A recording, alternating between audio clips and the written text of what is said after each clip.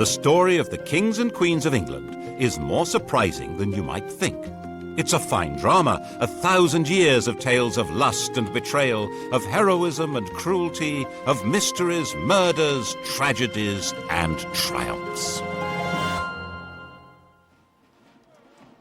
Oh, you're probably thinking that applies to medieval kings, all right, but this programme's about the modern monarchy, from Victoria to the home life of our own dear Queen, and there's not much of that sort of thing going on here.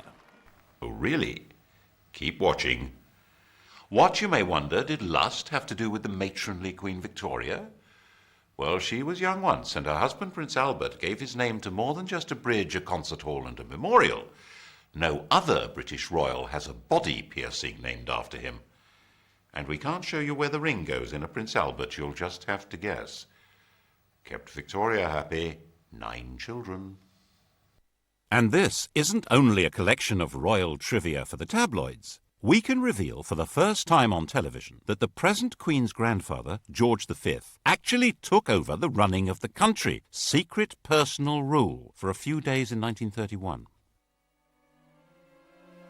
He believed it was the only way to save the country from revolution. Most of the papers relating to this are still hidden.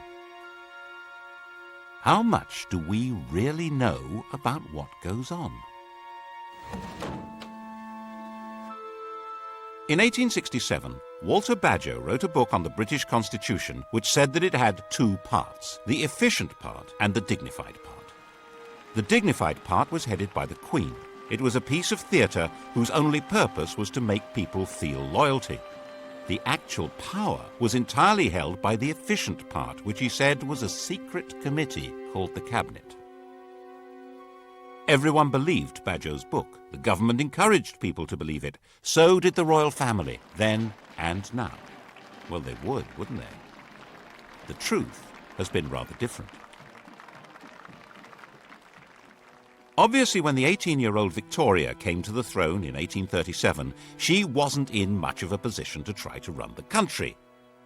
She'd had a rather odd upbringing. Her father had been a brother of George IV and William IV, but he died when she was a baby.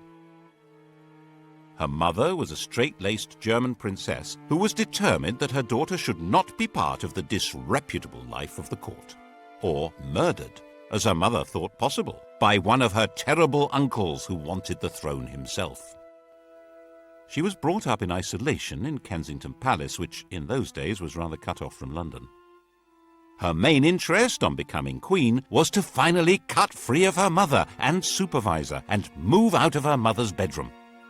And when she was 19, she fell hopelessly, utterly in love with her first cousin, the 20-year-old younger son of the Duke of Saxe-Coburg-Gotha. He's excessively handsome. Such beautiful eyes. My heart is quite going. He certainly tried hard to look good. That notorious ring piercing, if it did exist, no one can be quite sure, was attached to a chain to assist in smoothing the line of his breeches. They married in 1840. She wasn't hugely popular at the time. Headstrong, willful. She actually blocked a change of government because it would have upset her domestic arrangements. The Prime Minister, Lord Melbourne, had given her the wives and daughters of his own supporters as the ladies of her bedchamber.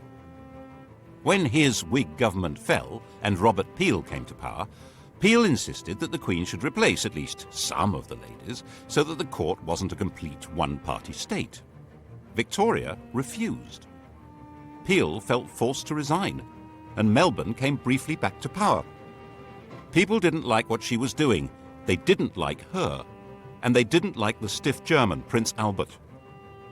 Peel came back to power and refused to grant him much more than half the allowance Victoria demanded, saying that people were very hard up, which they were. The position of the throne seemed pretty shaky. It didn't seem likely that this would become the most secure and richest monarchy in the world. How did that happen? When Victoria came to the throne, all she had as her own was the revenue of the Duchy of Lancaster, £27,000 a year. The Sunday Times rich list for 1990 showed Elizabeth II as being worth £6.7 billion. That's nearly 10 billion in today's money. The richest person in the land by a huge margin. It's true that the latest rich list shows her being worth a mere 250 million. Has she lost 97% of her money on the horses? Did she give it all away to charity? No. The latest figure is a guess, based on an instruction to the Sunday Times not to count anything she holds on trust for the nation. Obviously, she can't sell the crown jewels and pocket the proceeds, but actually, most rich people hold much of their wealth in trust, yet it's still treated as theirs, because they have the use of it. The royal move into profit began when Albert took charge of the royal finances. He wasn't allowed to be king. There was deep suspicion of him. But Victoria let him manage her affairs, and he did an astonishing job of it. The royal household was an incredible Gothic antique. To clean a window in Buckingham Palace was a job for the Lord Chamberlain's staff. Unless it was a kitchen or scullery window, then they had to call on the Lord Steward. And neither could touch the outside of the glass, which was looked after by the Office of Woods and Forests. Laying a fire was the Lord Steward's job, but lighting it, the Lord Chamberlain's. As their staff were not on good terms, the Queen froze. Other palace staff were paid for jobs whose very purpose and even existence had been forgotten. Enter Albert with boiling water and a hatchet. He sorted that lot out and cut Victoria's costs dramatically. He had a huge capacity for work and organisation, so when he came up with the idea for a great exhibition of the world's arts and industry, no one should have doubted that he could make it happen. Of course, they did doubt it. They had no confidence in the exhibition hall, the Crystal Palace, a giant greenhouse erected by a gardener. And when they realised that thousands would congregate there, they thought that it would be a rallying point for revolutionaries.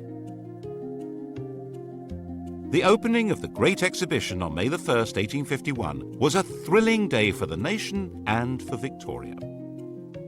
The royal couple began to be viewed with some enthusiasm, and it was quite understandable that the next year an eccentric miser should leave the Queen £500,000 in his will. Albert's influence in government rose visibly, which of course soon put an end to his popularity. By 1854 it was generally believed that Albert the Foreigner was a traitor in league with Russia, forcing loyal ministers out of office. Crowds gathered round the Tower under the impression that Albert and Victoria had been arrested for treason. That frenzy died down, but at the back of it were two things that were going to be permanent problems. One was that the Queen and her consort must have some role in running the country, but that couldn't be squared with any kind of representative government. And the other was that people were realizing that the monarch was making a profit, and they didn't like it. The solution was to conceal what was really happening under a cloak of secrecy, and that cloak is still in place. When I was researching a book on the most sensitive part of this story, I needed to see some papers that should have been released by the Ministry of Defence. The then Navy Minister, David Owen, read the file and released it, but the crucial documents weren't there.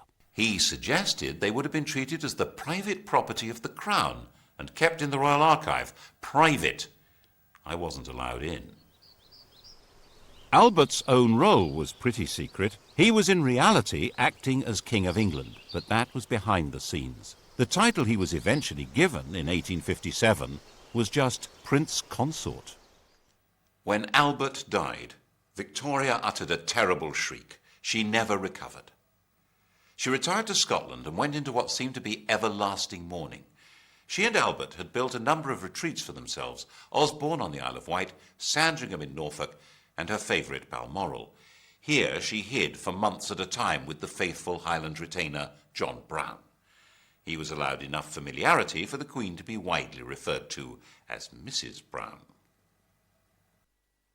Victoria herself could see no reason to take part in public ceremonies like the opening of Parliament. She thought that her hidden role as the head of her government was enough. But that, of course, led many people to wonder why they had to pay for her upkeep at all. She received, as she had done from the start of her reign, £385,000 a year from the government. it was more than she needed. Her court was nowhere near as expensive as, for instance, George IV's had been. And without her being visible, many people could see no point in her having this money. By the 1870s, there was a strong Republican movement expressing itself in newspapers, large public meetings, and in Parliament. The nature of the country was changing dramatically. New industrial cities were darkening the landscape with smoke and soot. A new kind of society was forming, a society of factory workers and low-paid artisans, of builders and miners and metal workers. These were people outside the political world, with no natural attachments to traditional political structures. And there were a lot of them. Discover the past with exclusive history documentaries and ad-free podcasts presented by world-renowned historians, all from History Hit. Watch them on your smart TV or on the go with your mobile device. Download the app now to explore everything, from the wonders of ancient Pompeii and the mystery of the princes in the tower to the life of Anne Boleyn and D-Day. Sign up via the link in the description. The anti-royalist head of steam built up every time Parliament was asked for extra grants to Victoria's children when they came of age or married. But in fact, it was very probably these children who saved her throne. No British statesman wanted to see the royal family given its marching orders when their marriages offered such a useful back door into the chancelleries of Europe. Victoria's eldest daughter was married to the heir to the Kaiser of the new German Empire and was a strong and useful influence on her husband and a thorn in Bismarck's flesh. The heir to the British throne, Albert Edward, had married Alexandra, daughter of the King of Denmark and sister of the King of Greece. The Greek crown had actually been offered to another of Victoria's sons, Alfred. The Greeks had sacked their own king and held a national vote on who should get the throne. 95% of them voted for Alfred, who was at the time an 18-year-old midshipman in the Royal Navy.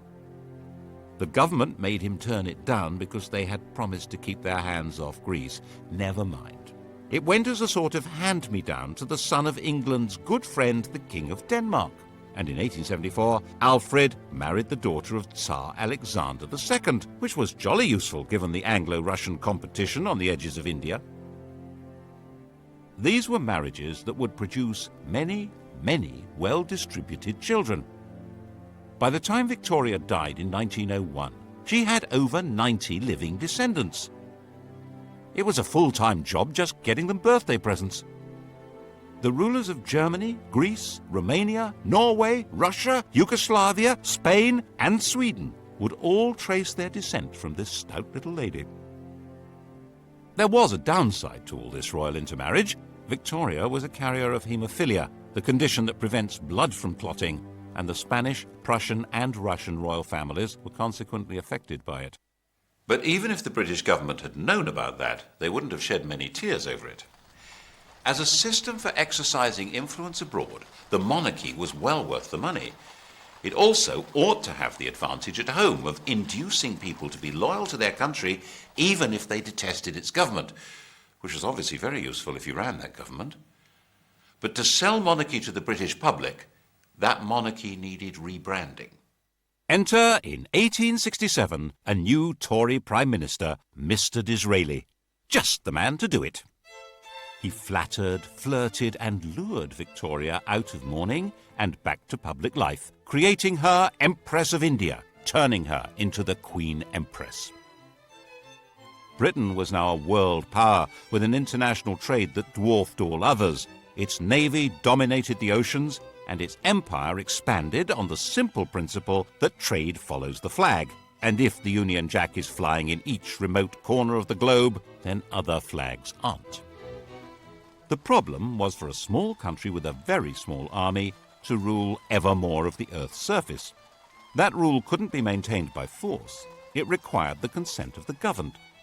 And the grand theatricality of Disraeli's Victorian imperialism invited people throughout the empire to take pride in being subjects not of a bunch of industrialists and politicians, but of a prim and matronly great sovereign. Victoria became the logo of the British Empire. Her portrait spread all over the world, thanks especially to the introduction of postage stamps. Her statue would appear in virtually every ambitious town and city of the British Empire. And where there was no statue, there would certainly be a Victoria Street, or Victoria Park, or Victoria something. The whole process came to a glorious climax in her Golden Jubilee of 1887. The great processions in London of representatives of her dominions were followed by an eruption of ugly public halls, clock towers, fountains and statues, disfiguring public spaces over about a quarter of the planet. By the time Victoria died, hardly anyone even remembered that her throne had once seemed endangered. And she'd reigned so long, 64 years, that hardly anyone could even remember any other sovereign.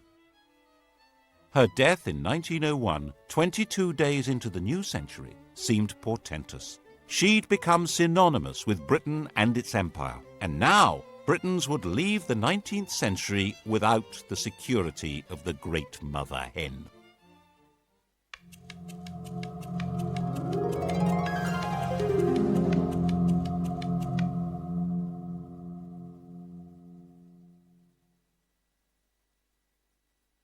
Victoria would cast a long shadow. Elizabeth II, coming to the throne 51 years later, would be the first of her successors who had no personal memory of her. Her oldest son, Albert Edward, the new King Edward VII, was already 59 years old. The funeral of the Queen Empress and Edward's coronation involved a huge invention of traditions and ceremonies. And in this atmosphere, it's not surprising that Edward was granted an annual allowance even greater than Victoria's. A few voices said that it was unnecessary for the king to have as big an income as Andrew Carnegie, the Bill Gates of his day, but no one took much notice. Edward had been given a miserable and oppressive childhood. Victoria had measured him by the impossible yardstick of her hero worship of the perfect man, his father. Naturally, young Bertie had rebelled. Of course, his first visit to a prostitute shocked his parents deeply. It happened to be followed by Albert's fatal illness, which Victoria had inevitably blamed on her wicked son. She had arranged his marriage shortly afterwards in the hope that domestic discipline would rein him in. Princess Alix of Denmark was beautiful, but she was also deaf and dull company. With nothing much else to do, Bertie had become the living epitome of the life of the Belle Epoque, a life of champagne drinking, cigar smoking, horse racing, gambling and entertaining showgirls and pretty married ladies. He was naturally drawn to the company of outsiders, not just shady characters, but Jews and Catholics, bankers and foreigners, and he was outspokenly outraged by the casual racism of the empire. Because a man has a black face and a different religion than our own, there is no reason why he should be treated as a brute. He sat on a commission on working-class housing and even invited a member of the working class to stay at Sandringham.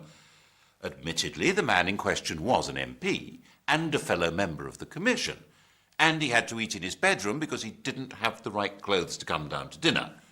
But still... By the time Edward came to the throne, he was a big, fat old man with a social conscience and a comforting mistress, Alice Keppel, who understood him perfectly.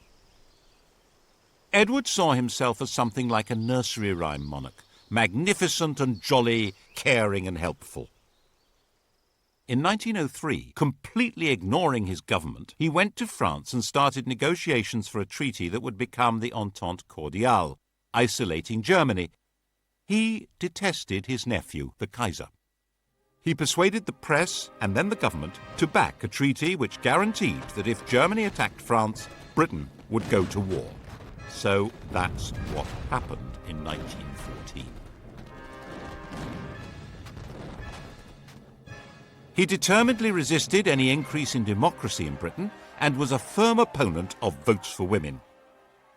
The crunch over his reactionary views came when Lloyd George planned to introduce old age pensions in 1909.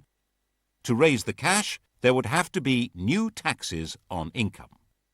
The Tory majority in the House of Lords voted down what was called the People's Budget, And when the Liberal government drew up legislation to take that power away from the Lords, they voted that down too, obviously. So the Prime Minister told the King he needed to create about 250 new peers to swing the vote. Edward was not enthusiastic. Would he actually defy the government? In May 1910, in the middle of the battle, he died. In 1910, Edward's 44-year-old son George inherited the throne.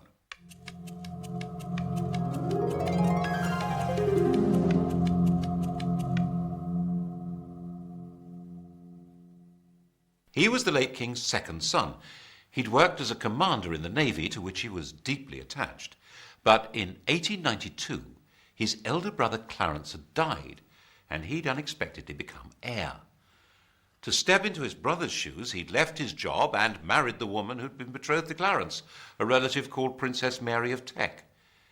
He now inherited a fortune worth around 140 million in today's prices, and a political crisis. As part of the deal with the government to pass the budget and cut the powers of the House of Lords, it was agreed that the Crown could stop paying any income tax. In return, the King would pay for his own trips abroad. The new constitutional deal drew the teeth of the House of Lords. Whatever the elected government in the Commons decided to do, it now could do. The only possible break on its power was now the King, and the question was, of course, whether he would ever exercise it, and what would happen if he tried. At first, the Crown was too weak to try. When war began with Germany in 1914, George was seen, naturally enough, as a German, which he was. He kept a bit quiet about his courtesy titles of Field Marshal General of the Prussian Army and Admiral of the Imperial German Navy. To make himself seem more British and therefore more secure, in July 1917, George felt forced to change his family name from Saxe-Coburg-Gotha to Windsor and stop being a German prince and Duke of Saxony. Revolution was a real danger. Cousin Nicky, the Tsar of Russia, was deposed in February 1917. The new Russian government asked Britain to give him asylum, and Lloyd George agreed to it. But King George was terrified of being associated with a man now labelled tyrant by revolutionaries, so he forced the government to withdraw the offer. The Bolsheviks took over Russia in October, and Nicholas and his family were slaughtered.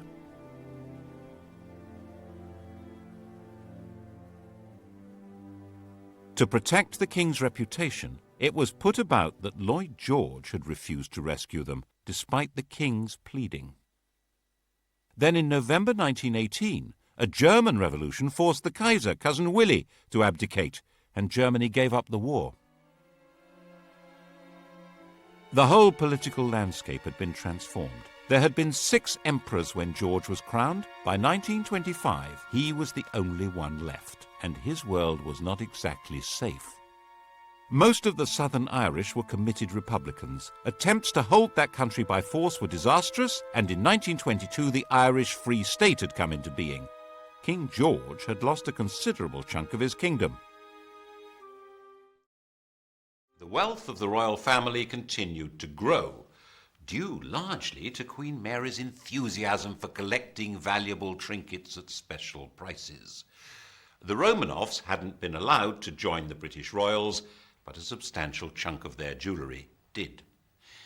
People began hiding their treasures if the Queen was coming to call, as she would hint strongly that she expected to be given them, and sometimes take them anyway, so that embarrassed aides had to quietly return them later. In 1924, Ramsay MacDonald became Britain's first Labour Prime Minister. The old political establishment had been given a kicking. No one knew where this might lead. And then came the Wall Street crash of 1929 and financial disaster. The government needed huge loans, which were conditional on cuts in unemployment benefit and the pay of public servants and the armed forces. The Labour cabinet wouldn't do it, and MacDonald went to the King to resign. George was pretty sure this was a decisive moment. If these harsh policies were forced through by Conservatives, class war would probably break out. Everything, including himself, might very well be swept away. So he refused to accept the resignation. He persuaded Ramsay MacDonald that it was his patriotic duty to stay on as the leader of a new coalition government to force through the cuts. That way, they were more likely to be accepted. This was an extraordinary exercise of royal power, and it wasn't over yet. When the cuts were announced in September 1931, the entire Atlantic Fleet went on strike. This was the most powerful military force in the world, and it was gathered at Invergordon. There was total panic in the Admiralty. Mutiny! The intelligence services warned that it was a communist plot and that the sailors were going to march to London, rallying all the disaffected, including the police, on the way. The financial markets went into a tailspin, and the Bank of England was forced to stop exchanging pounds for gold, going off the gold standard. The Admiralty drew up plans to bombard the mutinous fleet from the land and sink its own ships. And the king decided he had to save the navy and the country. He knew sailors. They weren't revolutionaries. They just needed to be spoken to in the right way. In complete secrecy, he took control, appointing a retired admiral to deal with the situation. Admiral John Kelly was not appointed by the government or the Admiralty and was instructed not to report to them, but directly to King George. He offered the sailors a deal. If they sailed back to their home ports, the king would see to it that their grievances were taken seriously and they would not be punished. It was a sensible approach, and it worked. But all evidence of the king's role and Kelly's appointment was hidden. We're not supposed to know what power royalty can wield. Of course, the bit about mutineers not being punished was a lie. Once the danger was past, the leaders were identified and quietly removed. The following year, 1932, King George gave the first Christmas radio message. He was now a presence in homes throughout his empire. The empire had changed its form, of course, and in 1931 the dominions, the white bits of the empire, Canada, Australia and so on, had become legally independent of Westminster. They were the Commonwealth, and the sovereign was its institutional core. As part of his programme to make the monarchy seem British, and so he hoped more secure, he decreed that his children need not marry partners of royal descent. This would indeed transform the position of the monarchy, but not in the way he expected. In 1936, when George was 70 and dying, his doctor, Lord Dawson, decided to ensure that the death would not be reported first in the vulgar evening papers. You've heard of Lord Dawson of Penn. He's killed any number of men, and that's why we sing, "Oh God, save the King," from Bertrand, Lord Dawson of Penn. Lord Dawson met the Times' deadline by giving the king a fatal injection, called a whiz-bang. George was told he would soon be convalescing in Bognor. His last words were, "Bugger Bognor." The Times was told he'd said, "How is the Empire?"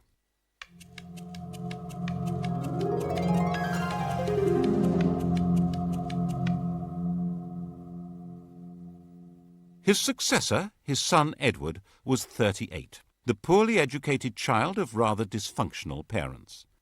The Queen had been completely distant, and King George famously said, "My father was frightened of his father, I was frightened of my father, and I'm damn well going to see to it that my children are frightened of me." Edward had escaped by travelling widely, and as the world's most eligible bachelor enjoyed affairs with a number of married women, culminating in the love of his life, the twice-married, elegant American Wallis Simpson. At the time of Edward's succession, the affair was in full swing, and her husband had resigned himself to a divorce. The British press completely censored the whole subject, while the rest of the world was fascinated by it. Edward insisted that he was going to marry Wallis and make her queen. The Prime Minister and the Archbishop of Canterbury said the country wouldn't stand for it. Were they right? Probably not.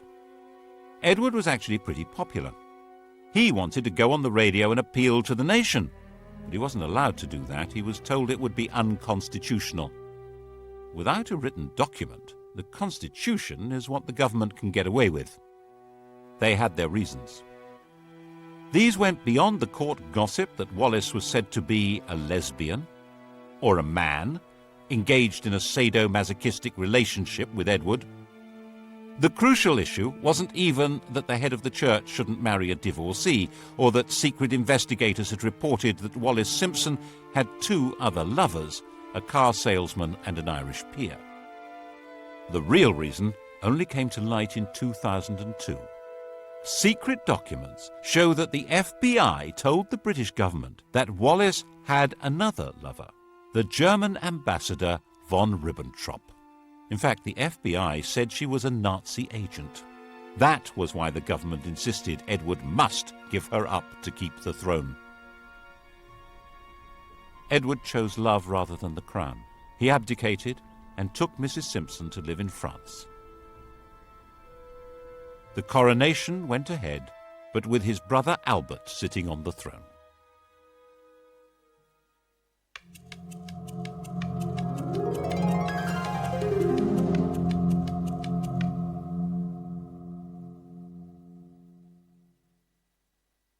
Albert was crowned as King George VI. He was 18 months younger than Edward and completely lacked his brother's social grace. He stammered, he was shy, but at least he was safely married to Elizabeth Bowes-Lyon, the daughter of a minor Scottish aristocrat, the first royal to legally marry a commoner since Henry VIII.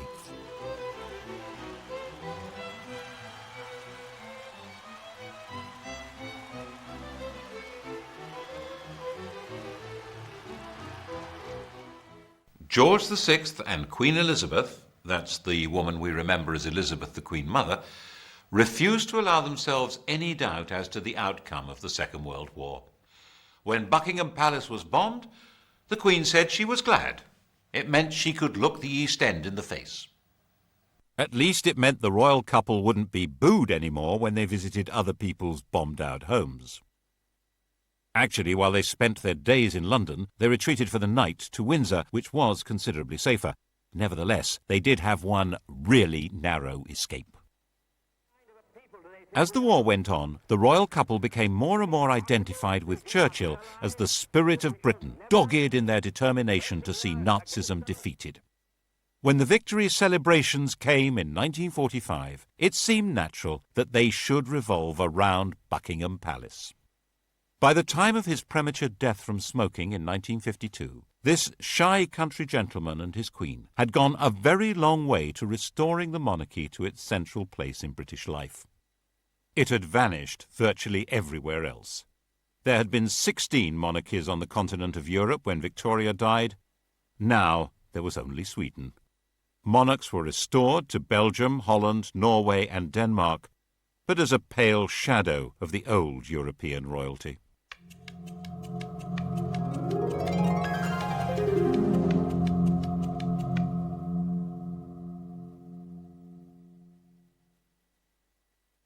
The new queen, the 25-year-old Elizabeth II, seemed to be a fairy tale remnant of a lost world of glamour.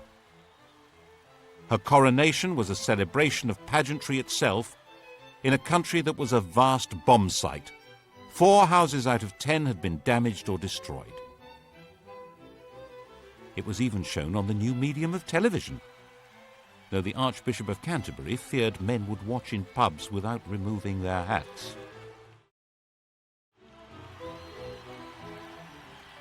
By her side in the coronation coach rode her husband. Like Albert, he would never be crowned.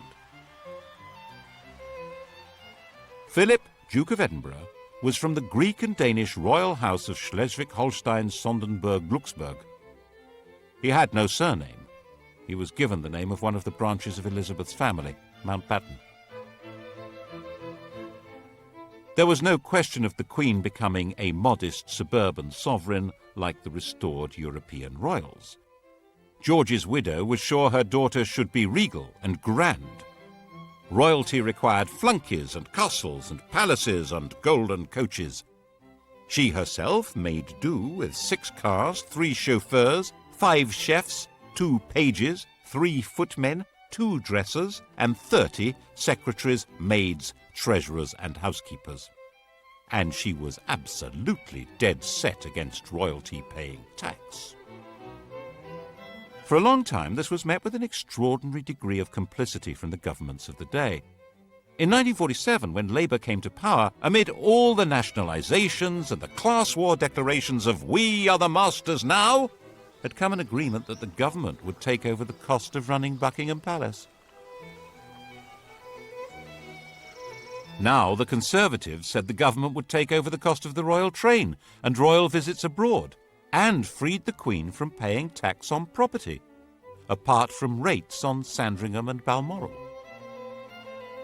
In Edward Heath's time as Prime Minister, it was officially stated for the first time that the Queen pays no tax. In 1973, she was exempted from the new Companies Bill that could force shareholders to identify themselves even if they hid behind the names of nominees. Her shares are hidden in a company called the Bank of England Nominees, which can only be used by heads of state and is uniquely exempt from disclosure laws. And in 1965, when a Labour government introduced capital gains tax, they declared that the Queen is exempt. Under these arrangements, immense and unknowable riches were built up. She has, for example, 600 works by Leonardo da Vinci.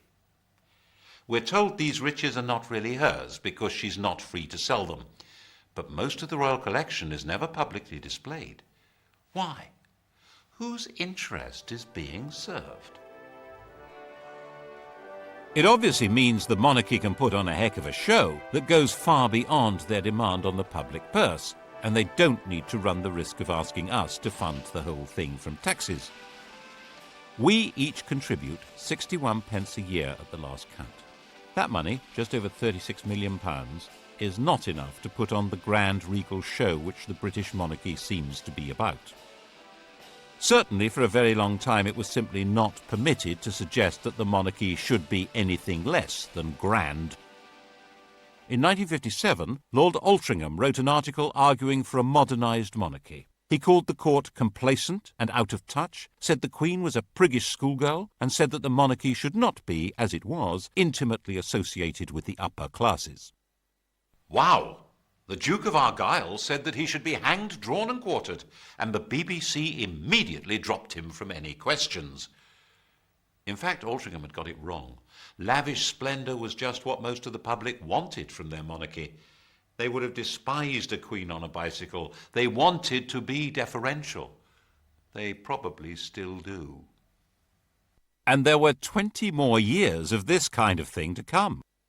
In 1977, the year of the Queen's Jubilee, the Sex Pistols' anthem "God Save the Queen and Her Fascist Regime" was banned from being broadcast, even when it outsold all other records.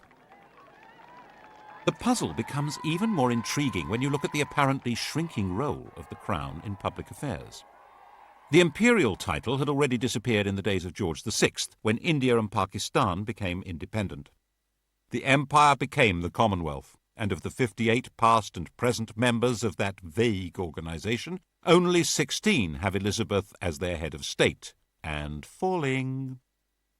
Why did it matter so much to protect and sustain royalty? Partly, perhaps, it's more to do with the Queen herself than the institution of monarchy. Elizabeth I, Victoria, Elizabeth II, the rule of elderly matriarchs seems to be particularly proper to the English. And it may provide important social glue.